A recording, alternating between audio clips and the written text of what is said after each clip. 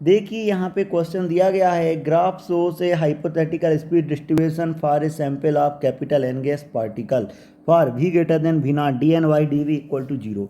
ठीक है, आपके पास D N by D V और वी नॉट के बीच में ग्राफ दिया गया है। आपके पास चार स्टेटमेंट दिए गए हैं, देखना है आपको कौन सा स्टेटमेंट करेक्ट है। तो सबसे पहले अगर अपन बात करें, हम जानते हैं total number of molecules, total number of molecules, उसके लिए मैं लिख सकता हूँ D N by D V into किस में देख रहा हूँ, डी वी वॉल्यूम में देख रहा हूँ। Clear, D N by D V into V, मतलब छोटा सा मैंने वेलोसिटी ले लिया यहाँ पे D V. D N by D V तो आपको वॉल्यूम दिया गया है और वी क्या दिया गया है, स्पीड। इस स्पीड के साथ कैसे डिस्ट्रीब्यूट हो रहा है। अगर मैं इसका इंटीग्रेशन करूँगा तो क्या मेरे पास एरिया अंडर दी कर्व आएगा। क्या आ गया मेरे पास, एरिया अंडर दी कर्व। चलेगा, एरिया अंडर दी कर्व आ गया। अब बताइए इसका एरिया अंडर दी कर्व मतलब कितना हो गया, ट्रायंगल का एरिया हाफ भी नॉट ए इक्वल टू किसके बराबर आ गया, नंबर ऑफ मॉलिक्यूल्स के बराबर आ गया।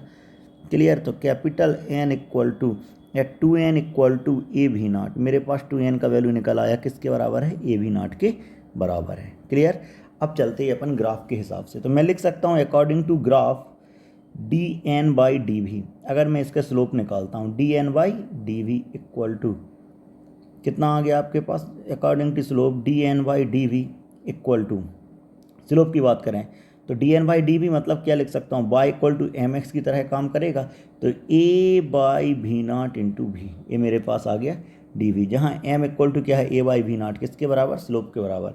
अगर मैं बात करता हूँ V average equal to V D N divide by integration of D N.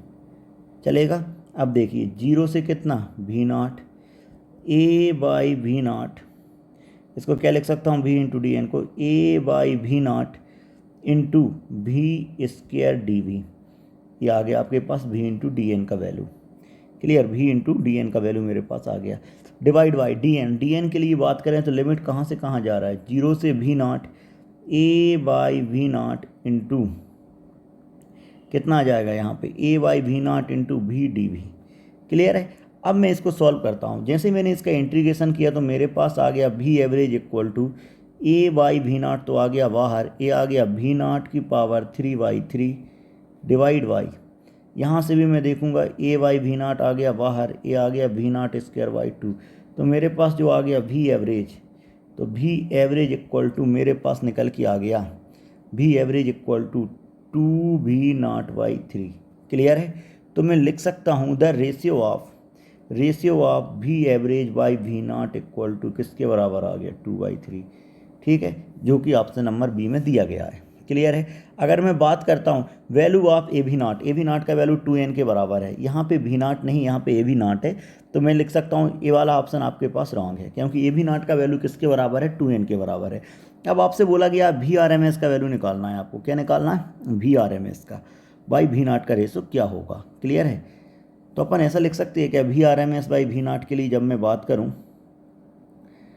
We R M S equal to square root of B square into D N integration divide by integration of D N equal to A by भी naught into B naught का power 4/4 divide by integration of D N की बात करूँ तो इसको क्या लिख सकता हूँ, ए बाई भी naught into B naught square by 2।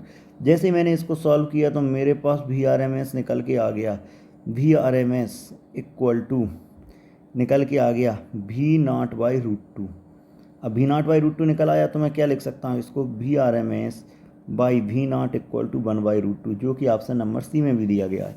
Clear है, अब बोला गया 3/4 ऑफ द टोटल पार्टिकल है स्पीड 0.v2 भी नॉट। अब देखो वी आर एम एस आपके पास मैक्सिमम स्पीड होता है जिसका वैल्यू आया 1/√2, तो आपके पास स्टेटमेंट नंबर डी क्या हो गया, wrong. Hope you understand the solution, thank you.